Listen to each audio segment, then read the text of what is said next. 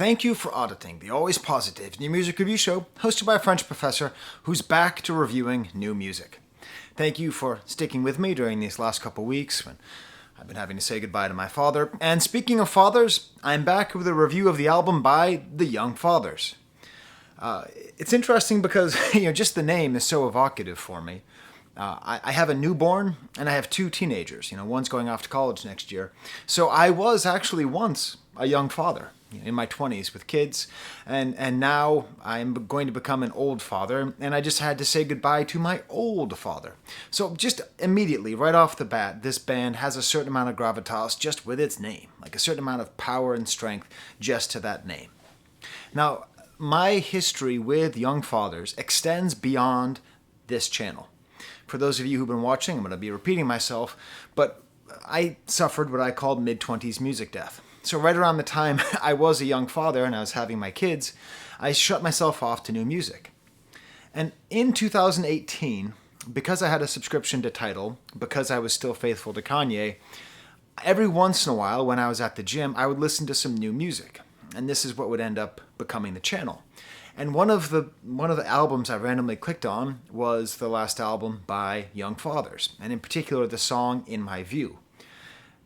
And that's where I started to understand, maybe I should be listening to more new music. Maybe there's more than just whatever Radiohead is releasing. Maybe there are young people out there making good young music.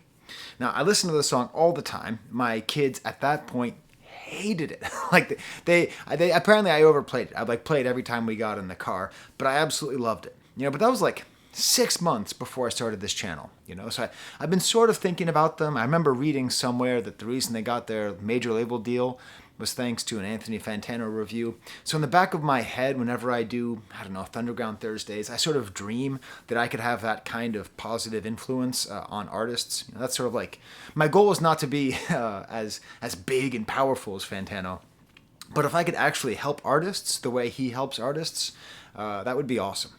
So anyways, I'm sort of thinking about that. And I've been looking forward to them releasing an album because in the back of my head, I've always thought there's these couple of groups that I liked that I heard before I started the channel.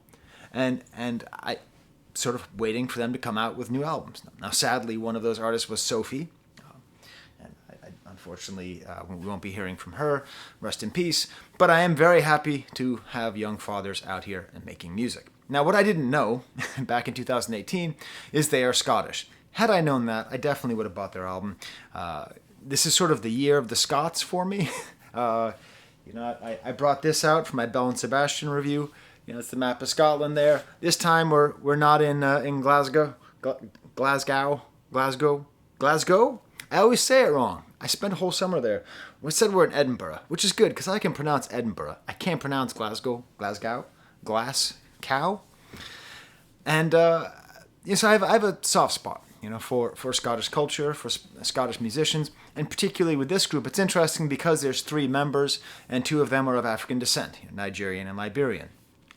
And if you know anything about Scottish history, Scots really profited off of the slave trade. Africans have a very good claim to take take part in the entire Great Britain and know that they contributed to its greatness involuntarily through their forced labor. The history of Scotland and especially Scottish people and slavery is long and interesting. Realistically, I am of Scottish origin, and most likely I am related to Scottish ancestors who owned slaves. That's just likely, statistical. Okay, what can you do?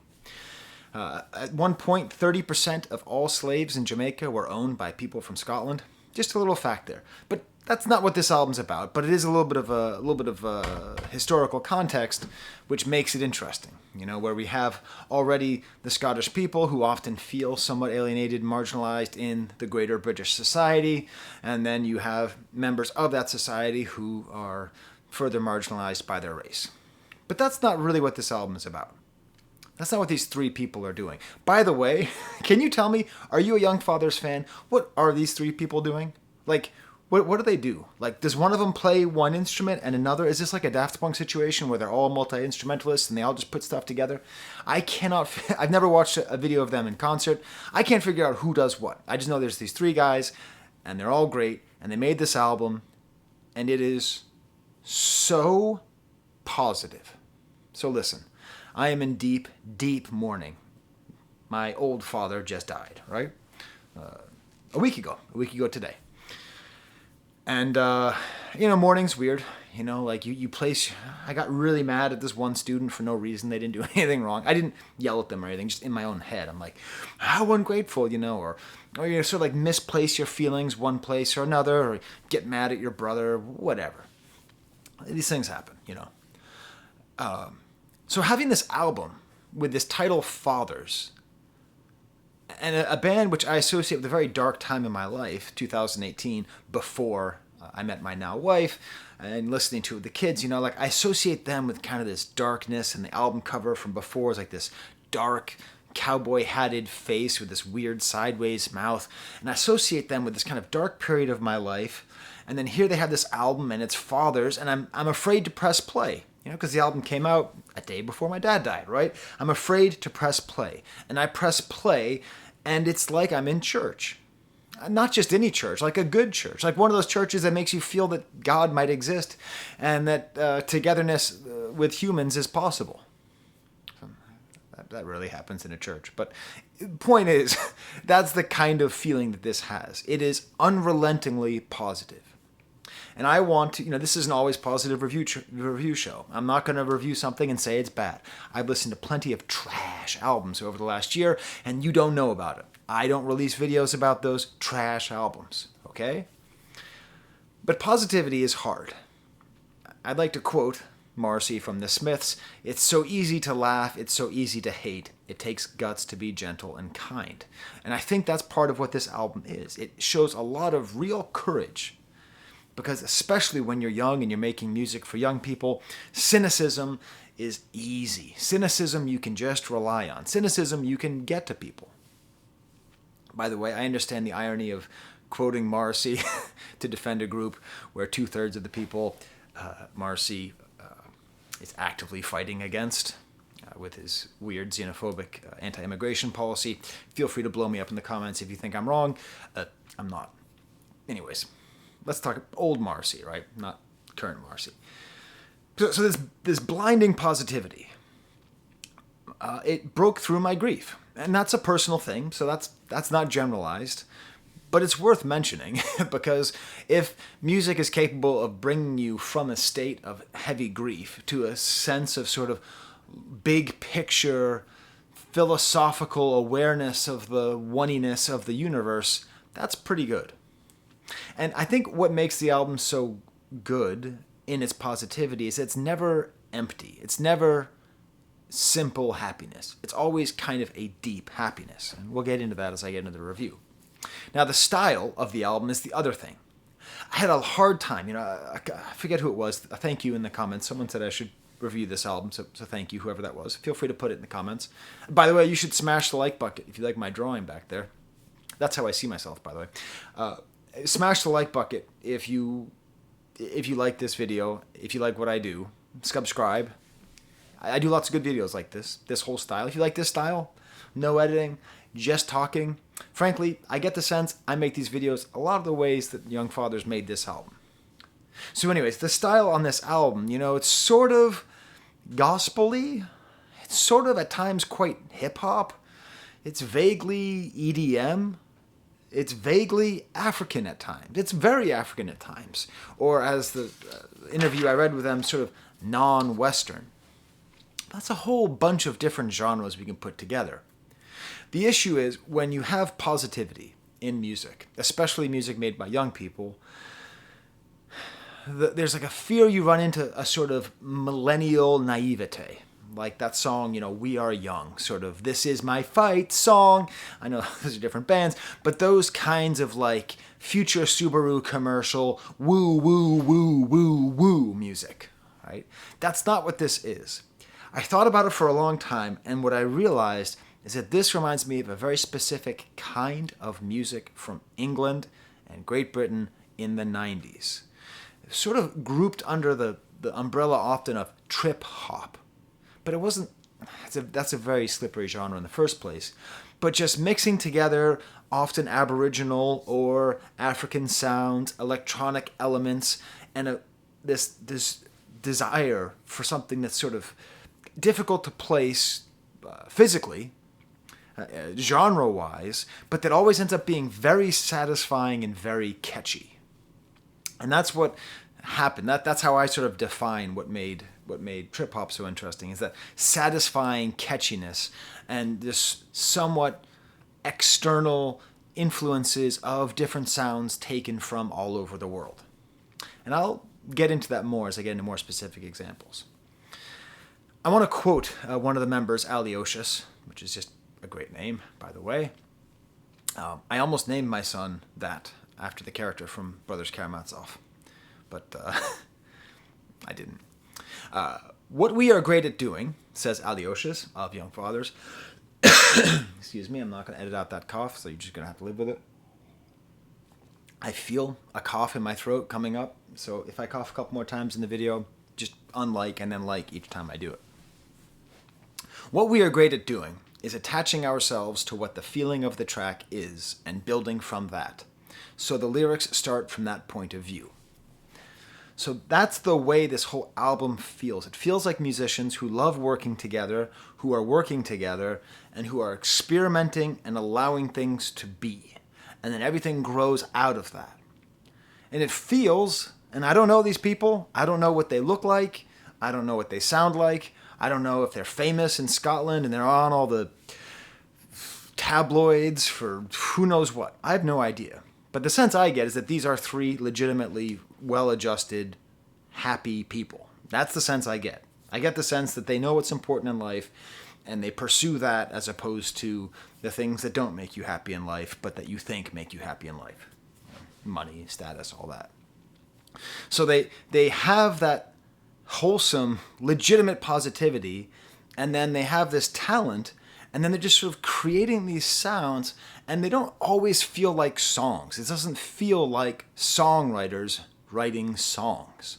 It feels like musicians jamming and finding songs as opposed to writing songs. It feels like they're finding the songs within themselves and then building on them. That gives it that somewhat electronic, layered feeling. That's part of what computers are able to do. They allow a lot of creativity with creating and layering and layering and layering, and that's what we hear on this album. So here we have this attaching themselves to the feeling of the track. I think when it comes to the thematics of this album, Heavy Heavy, which is the title, which is funny because Heavy Heavy, this is not a heavy album. It's a pretty light album. It's actually a heavy light album. It's so light, it makes you feel so good, but it does it in such a deep way. I'm going to call it heavy light. This positivity, I think it comes partly from COVID. So as I am a music reviewer who started reviewing in late 2018, I have a special view into pre-COVID, COVID, getting out of COVID, and post-COVID. Now, of course, let's preface this, COVID's not over. I still wear my mask in public, and you should too. It's not over. Masks help us stay healthier, help less people die of COVID. You should wear a mask in public. You should. And if you're pissed at me for what I said about Morrissey, you're pissed about that too. That's a you problem, not a me problem.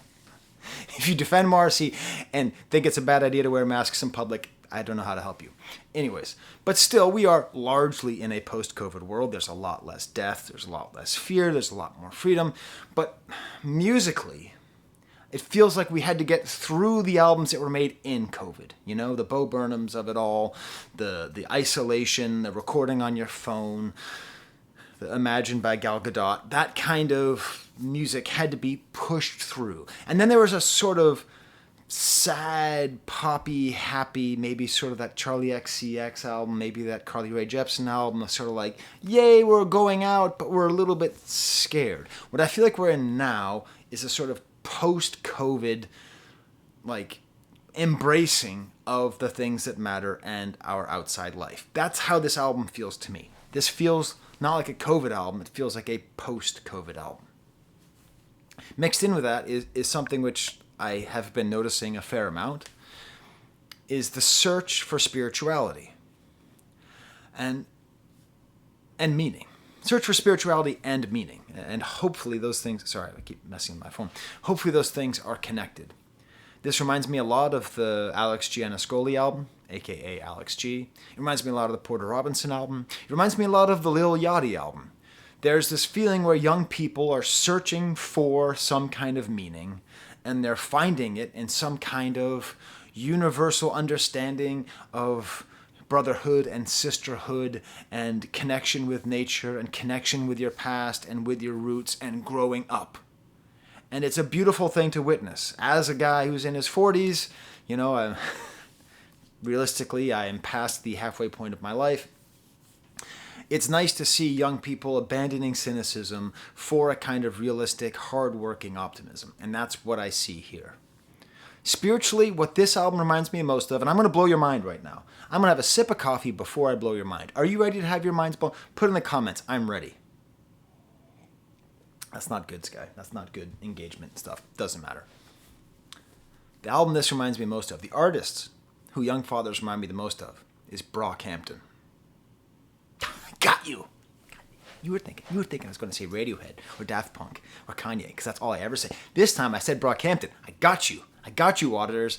Brockhampton, very young, very optimistic, very post-genre, very multiracial, very self-aware, very like, if you like it, you want to join it. You want to be with it. You want to just be in the convocation. You want to be in the church with them and singing and throwing your hands in the air at the temple of great music and positivity. And if you're against it, you're like, what are these young people doing? Why are they making all this dumb, young, happy music? In my day, we used to talk about Nevermind and Nothing Matters. Do you see what I'm saying? Do you see? Do you get my point about Brockhampton? Of course, different genres, different places. But spiritually, it feels similar. Speaking of spirituality, part of what makes this such a great album is I'm looking at my notes, and about 3 or 4 different times I write, this is the emotional center of the album. So what does that mean? That means that this is an album which does not have a single emotional center. It means that it has a multiplicity, it has a complexity of emotional centers. So I'm going to bring up those points, but it's one of these albums, and again, whenever an album is an album, it needs to be appreciated. When albums are a collection of singles, that's fine. When albums are a desire to get more streams and are bloated, that's also fine.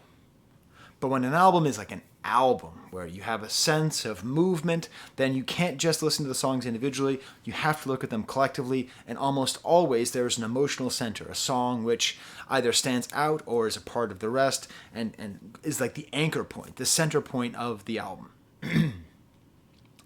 I can't figure out what it is on this album. I have some theories. One theory is my stamp for the album. My example song, probably my favorite song on the album, Click Above the Banana, Above the Bananas, Above my self-portrait, for the song Drum. I'm going to be provocative here and say, either you like this song or you're a bitter person. Ooh, bad looks, guy. That's way too black and white. I'm just going to say it, though. This unapologetically uplifting song that is also a little bit nerve-wracking. It has like soaring vocals, but it also has these really amazingly breathy vocals in the beginning. All these interesting lyrics like turning matter into clay. And at the center of it all is this line that's repeated over and over again. Hear the beat of the drums and go numb. Have fun. Go on. Hear the beat of the beautiful, like sort of the assonance. The hear the beat, he beat, he beat. The rhyming of the vowels there, it's quite nice. Hear the beat of the drums and go numb. Have fun. Go on. Repeated over and over again. It gets into your head, and it is the message of the song. And maybe the message of the album. Maybe that's the emotional center of the album. I can't tell. It's funny because my son listened to this album, and he reversed his position on Young Fathers. He also actually, he retconned his previous position, which is fine. My daughter stands by the fact that she does not like Young Fathers. But at the end of this song, we were driving, I was dropping her off at the crew practice, and she's like, in the beat is good. And I'm like, shut up. And she got mad at the song because it was catchy. She's like, it's only good. I'm only singing it because it's catchy. So we'll see. And then we get to these lyrics, and we get to these lyrics. They're going to get you either way, whether you cry about today or die another day. I'd rather sleep, but they say better stay awake. Faded colors turn to shade, turning matter into clay. Beautiful idea of turning matter into clay in many spiritual practices. The idea of human beings is that we're clay molded into humans. Turning matter into clay is putting it backwards. I failed the mission, no superstition. I am the vision, young black, gifted with ambition.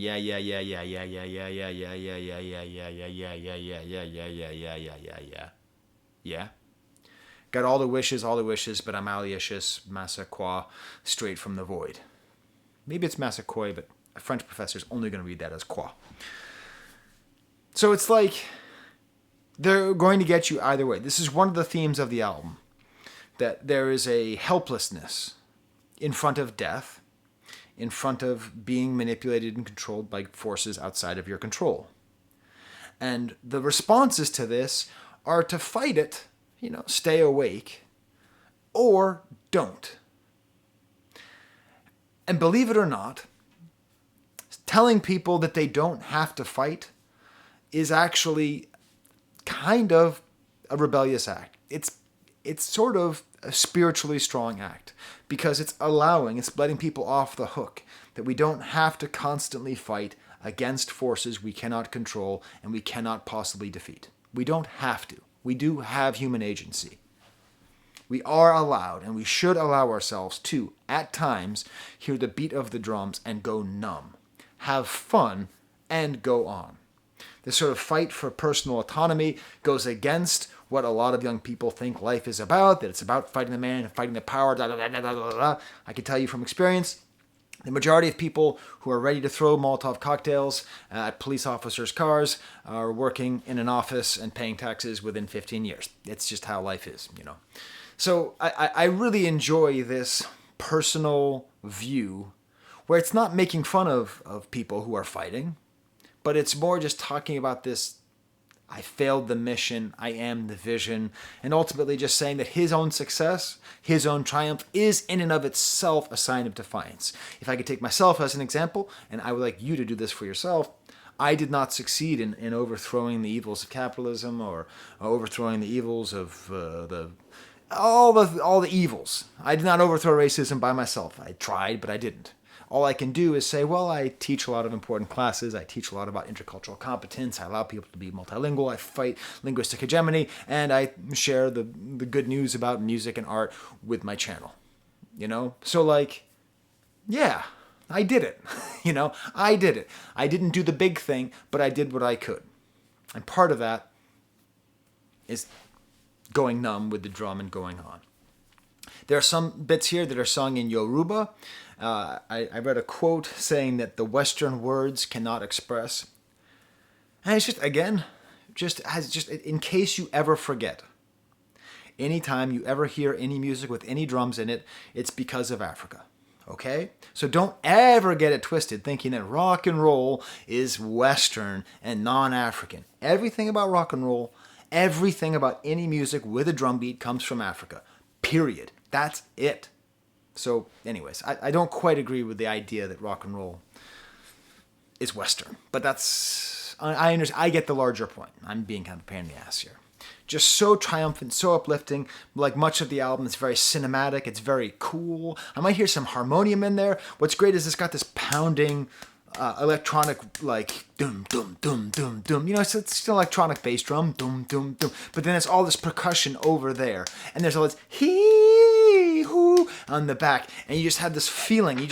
You're just like flying. You're just like flying through the air listening to this song with all these layers of organic percussion and electronic rhythms, and then these vocals and these different languages and this great message.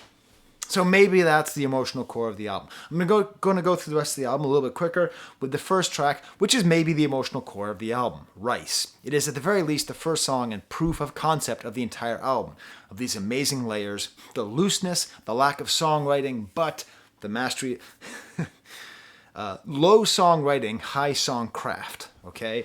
Layers, not even really song, but just waves of melody and instrumentation, odd sounds and bells and sliding bass and howling in the back. At a certain point, it sounds like a southern hoedown. here's a little challenge for you. Listen to this song while thinking of Homer with a jug, playing like he's in a jug band. Okay? It works. Almost gospel at times. Gone in the night in orderly fashion. Uplifting lyrics. At a certain point when that bass kicks in, we have that hoedown style, and we have this lyric, I need to catch more fish, I need to eat more rice. This reminds me of a lot of, at least one reggae song called Cornfish, Cornbread and Saltfish. I think that's the song. There's a lot of interesting Jamaican songs. Obviously, none of the people in this band are Jamaican. But there's this tradition of singing about sort of the quality food that you get in Jamaica, and it's sort of like maybe a fight against maybe the fast food and the things that might make you feel less whole. The idea of like eating fish and eating rice has that kind of uplifting, fresh, positive feeling. Almost like a drum solo at a certain point. Then there's also sometimes these kind of disconcerting sounds in the background. And there's a very Scottish voice talking. Okay, I did not read the lyrics for this one because I believe he said, thousands of pumpkins in my trousers. I don't know if he said that. I told you that I, my heritage is Scottish. But I don't understand the Scottish accent all the time. My daughter's a really good friend, her dad is Scottish. And one time he called me to ask a question, and I just kept saying yes because I couldn't pick it up. I mean, the reception wasn't very good, but that's my fault. That's not his fault. I will also say, just on a total side note, I watch a lot of what the world calls football, what America calls soccer, and what I call un-American football. I've been watching a lot of soccer, and everyone and the announcers. There's like a hierarchy of English-speaking announcers of how good they are and how interesting they are. At the very bottom is American announcers because they don't know how to talk about soccer. Above that, barely above that, is English announcers. But the Scottish announcers are just filled with character and perspective and energy. It's like the great... Anyways, just... Yeah. It almost ends at the end with... I said Spice Girls, but it's almost like the Macarena. Listen, you think I'm joking? Listen, most people who watch this are going to be Young Fathers fans. They're psyched to see someone talking about this album for an hour, however long I talk about this album. I challenge you to listen to the end with the and put that next to Macarena, and you're going to see it sounds the same. Almost like a drum line comes in, like this distortion, it builds up and it ends unexpectedly. We then get to the next song, I Saw, which might also be the emotional core of the album. Now this song, when you talk about a mashup, if you're a DJ out there, I challenge you to put this song and merge it in with Black Skinhead by Kanye West, and then in with Rock and Roll Part 2 by Gary Glitter.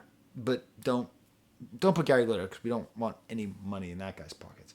I guess we don't want Kanye to have any money either. I guess don't do this plan. Just play the Young Fathers thing. But it has that same kind of boom, boom, boom, boom, boom. And even at the end, there's like a it has that kind of marching, cool feeling, very thick Scottish accent. Reminds me a little bit again of when I'm talking about like artists from England and Great Britain of the 90s, I'm thinking of like maybe Prodigy, which often would do that, have weird, cool sounds and very satisfying sounds with a very thick accent spoken here. A different vocalist on the chorus here, I can't tell what it is. Layers and layers and layers, slightly gospel. A shield for a window, a roof overhead, on the power of drugs, heavy as lead. They know what they want, they say what they want, they bleed all they want, it's nobody's fault. I don't know what that is. The singer says this is about Brexit. I don't know, about the importance of the contributions of other countries. I certainly think that's essential. I talk all the time about the importance of immigration, about how immigration only helps countries, and we really should be fighting for something approximating globalized open borders. Man, those people who are defending Marcy are super pissed at me now. Why are you still watching, by the way? I'm clearly, liberal elite over here. I barely even graduated from Hustlers University, so how good of a professor can I be? It does use a term here, which is my new favorite term, sunset gremlin. Every once in a while, I pull a Dora the Explorer where I ask you if you can say the word yourself and it will make you happy. I don't care if you're in your office. I don't care if you're in your dorm room. I don't care if you're at your work. I want you to say these words out loud with me. Hi. Can you say sunset gremlin? Good.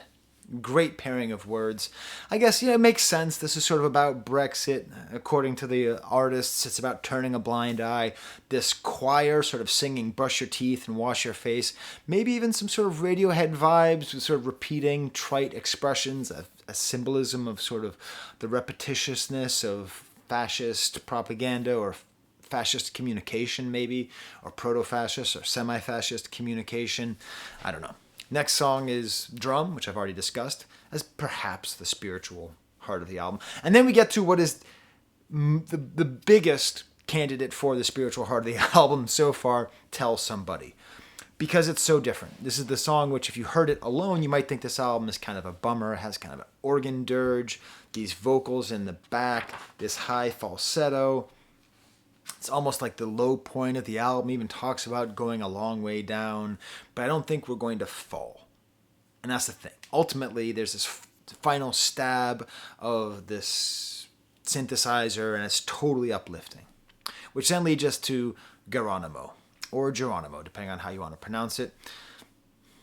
I don't think this is the spiritual center of the album. So there, you see? Not everything is the spiritual center of the album, although it could be. Musically, it could be. It has this drum machine to start, unexpected, with some organ. It's got a nice sweeping bass sound, a spoken voice. He talks about being a son, brother, uncle, father figure. I gotta survive and provide. I really relate to this, right? Because I am a son figure. My father just died, but we had a very strong relationship. I am a brother figure because my 3 brothers have been in and out of the house visiting to make sure everything's okay, I am a father figure to my own kids, and potentially on this channel I might serve as a father figure to some of my viewers, which is unintentional but perhaps inevitable. And I've been an uncle to so like all these ideas, I gotta survive and provide. Side note, the TV show The Last of Us is spectacularly good and hits on a lot of the same themes that this album does. I gotta survive and provide, son, brother, uncle, father figure. That could be the subtitle to the whole show. Son, brother, uncle, father figure. So there you go. There's my won't age well comment on this video.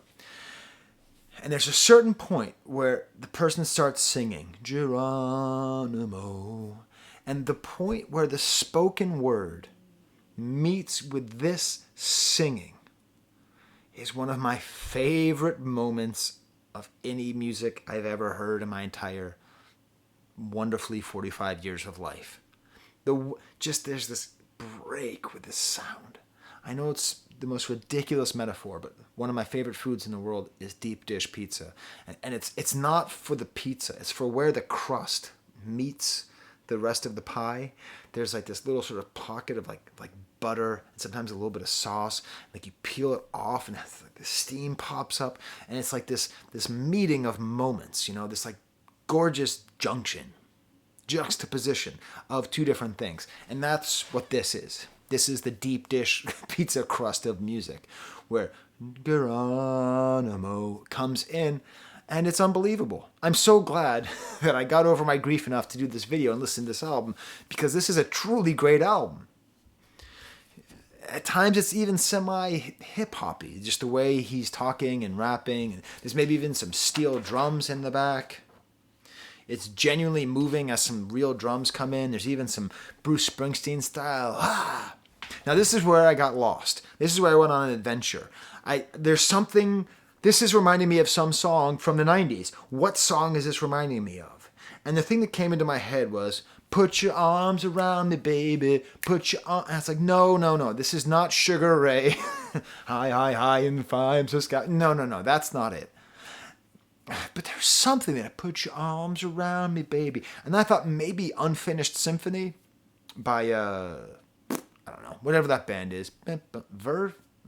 Is that the Verve? You tell me, British people. You're so pissed at me already about saying bad things about Morrissey. That kind of feeling I'm talking about, this album's able to create. It's sort of that unfinished symphony. Bittersweet symphony. Bittersweet symphony. Okay? It has that bittersweet symphony quality. And so I was there and I was with my baby, right? My literal baby, not my wife, my actual baby. Like, wah, wah, baby. And I'm just sort of joking around. I'm like, tell me, what song does this remind me of? And she's just sitting there, putting her hands in her mouth, all that stuff. And I'm like, tell me what song. And the funny thing about my baby is she doesn't know how to cry. We're very lucky. She doesn't cry. She just goes, ah. That's her thing. Like, in the middle of the night, instead of crying when she's hungry, she'll be like, ah. Ah. It's very cute. And she started doing that. And for some reason, she hit this tone and it came to me. I've been downhearted, baby. I've been downhearted, baby. Ever since the day you left. All of a sudden, I was on track to figure out what song it was this reminded me of spiritually and atmospherically. So I typed into Google, in quotes, I've been downhearted, baby, and I found it. I thought it was a British band. It's not. They're American. They're called the Primitive Radio Gods. The name of the song is Standing Outside a Broken Phone Booth with Money in My Hand. So 90s. And if you've never heard the song, it was on the Cable Guy soundtrack. That's how I knew it. A very good soundtrack for a very good movie. Ben Stiller is perhaps the most underrated director besides Danny DeVito on planet Earth. Just great. Just a great, great song. And if you listen to Primitive Radio Gods and you listen to this, I think you'll see what I'm saying about this 90s uplifting, kind of dour, kind of positive, this deep happiness. Downbeat and uplifting. And that's what this song is. It's just downbeat and uplifting. Mixed in with more sort of very Radiohead style lyrics, taking turns of phrase and messing with them. Sometimes bad guys don't need to lie. Let the water run slow and wide so I don't hear you from the other side. Deaf to the sound of the dollar and pound. Get your elbows off the table. See the hell on earth. Nobody goes anywhere really dressed up just to go in the dirt. I'm not going to think more about that line, but it's an interesting one. There's a drone-like quality to the song, too. At times, the album does feel like it's trying to get you to go into a trance. Maybe that's the trance of going numb with the drums. According to them, this song is about tenderness and toil. That's where the real high comes from. We grew another arm, we surprised ourselves. And I get that sense. This album, I suspect that these guys were so freaking psyched after they finished this album that they were like, oh, we did something really good. Because the last album was really quite good. I liked it a lot, when I listened to it in 2018. But this is like sort of on another level. This is sort of like I never heard an album like this before. It has a real sense of growth. It has a real sense of energy and cohesion, and it's great. Then we get to the song Shoot Me Down, which might be the spiritual center of the album. Full kind of hip-hop, trip-hop thing here in the beginning with this take a few steps and back off in the beginning, almost like a Public Enemy style like sound collage. Then some techno comes in. It's like blown out bass drum sounds, like a little sub-bass attack. And then it settles totally unexpectedly into this gentle and sweet bit, kind of a gospel bit, sort of a drone, these blaring horns on the 3. 1, 2, 4, 2, 3. Okay, like a church organ in the back. This moment where the drums come in, it's that deep dish pizza crust feeling, where you just peel it off and it's just, oh, by the way, true story, every year for Father's Day, the only thing I ask is that I go to Pizzeria Uno, because no one ever wants to eat at Pizzeria Uno, but on Father's Day I can force them to go, so it is actually my father food. That moment, again, it's another one of these great juncture points. God damn, this is a good album. Super duper good. And just the thing is, they allow themselves so much time to develop. Just so much time to get into this little cool bit with these drums. And then this falsetto voice comes in and it somehow raises the album even further. And then the bridge reminds me a little bit of one of my favorite British acts, Ghost Poet, the way it's spoken. It's kind of resignation, not nearly as sad as Ghost Poet. They say that this song is deeply steeped in humanity. You got everything there: insecurity, cynicism, joy, pain, and indifference. You got all these things churning around in the cauldron. And that's perhaps what makes this album deep and interesting, is that the cynicism and insecurity is in the cauldron. It's in the soup. But the way the soup comes out is bright and nice and positive. So if you're positive and naive, there's no point because it means you just don't know the sadness. But if you know the sadness and you come out positive, that's what gives it this strength, this true sense of freedom. The way the drums and the rolling synthesizers, all the bits layered into the end of the song, it's just great. Then we get to the song Ululation, which is, you guessed it, another emotional center of the album. In this case, I think it's because it's got a lot of African percussion, especially the kind of shaker, which often is like put on a gourd. I don't know if that's what they're playing. That's how it sounds to me.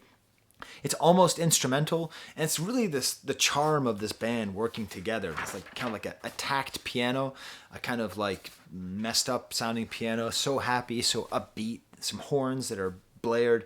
I read the story that the singer on here is a friend of the singer who was having trouble with her husband, and she came into the studio and was told to be quiet. And then she started humming. And then she ended up singing this. I assume it's in Yoruba, but I don't know what language it's in. It might be in some other language. Please tell me in the comments. I don't know. It's an African language. I know that much.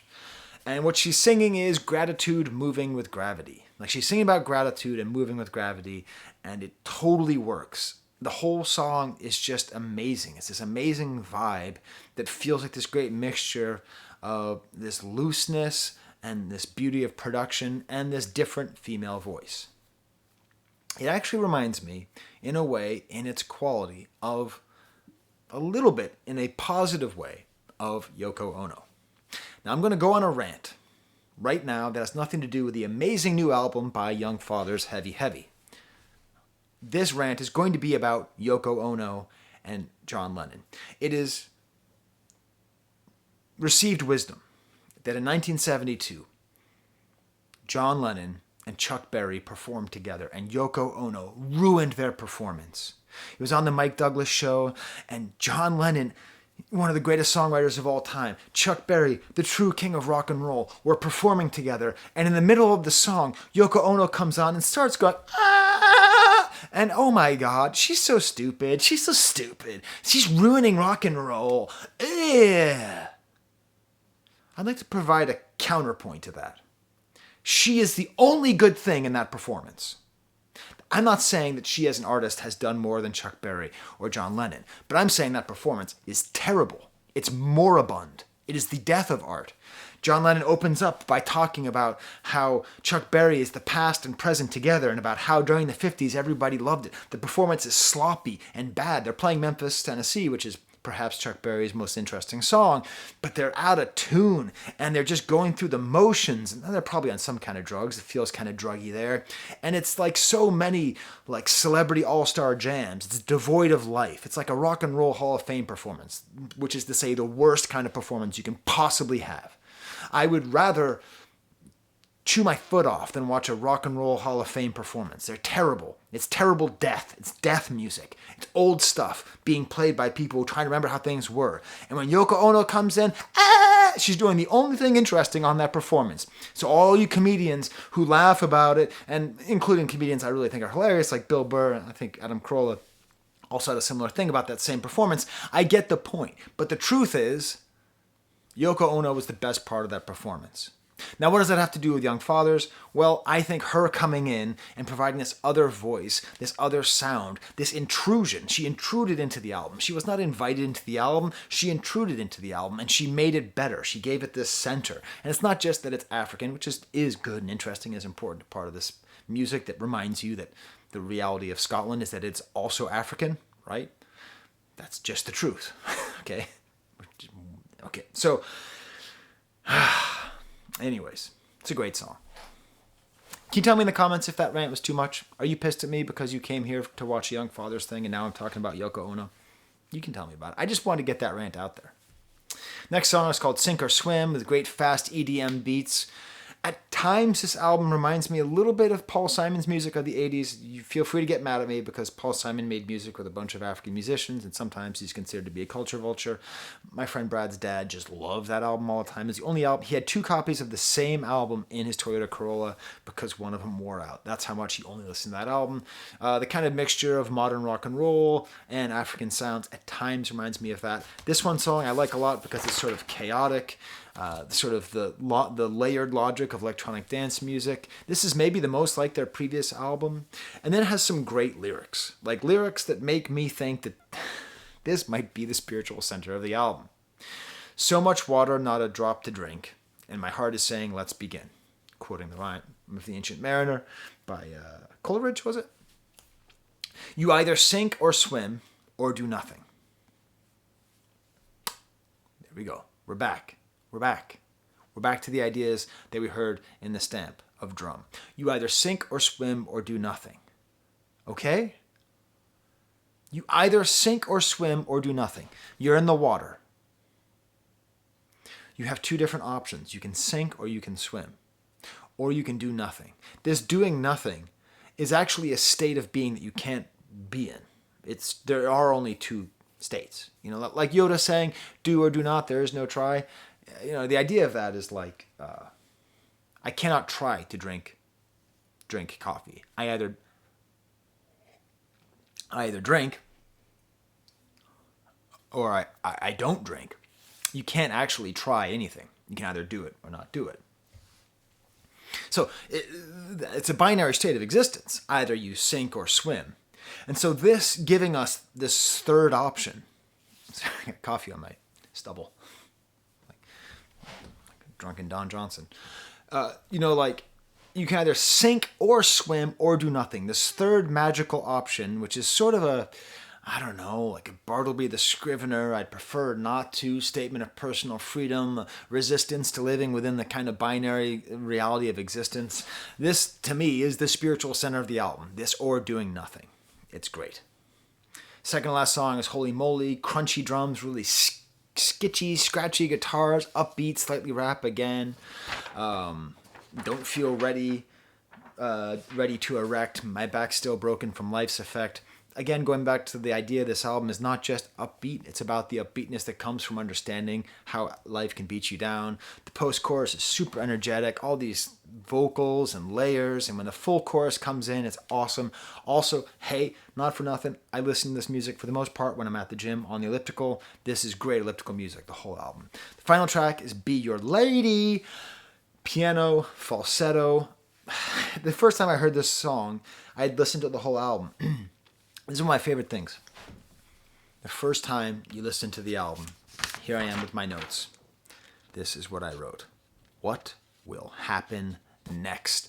Piano and falsetto, what will happen next? What will happen next? This whole album, I just go, what will happen next? When I was done listening to it, I was disappointed. The same way I'm disappointed after watching a great episode of TV or watching a great movie. Well, now I know what happens. Now I know what happens at the end of The Last of Us episode. Now I know what happens. I was so excited to find out what happens, and then I found out what happens. This album was like that.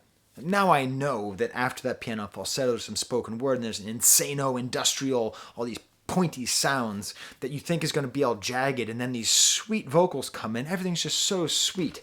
Hey, you shaking up the bag, I want to be your lady, forgetting I'm a man, like mixing up, again, all these kinds of binary answers about whether or not you're a man or you're a woman. This is a man who is still considers himself a man but wants to be a lady. I don't think this is necessarily non-binary in the sense of non-binary sexuality or gender expression, which it could be, but I think it's more rejecting these binaries. Either you sink or you swim or you do nothing. Again, you're either a lady or a man or you're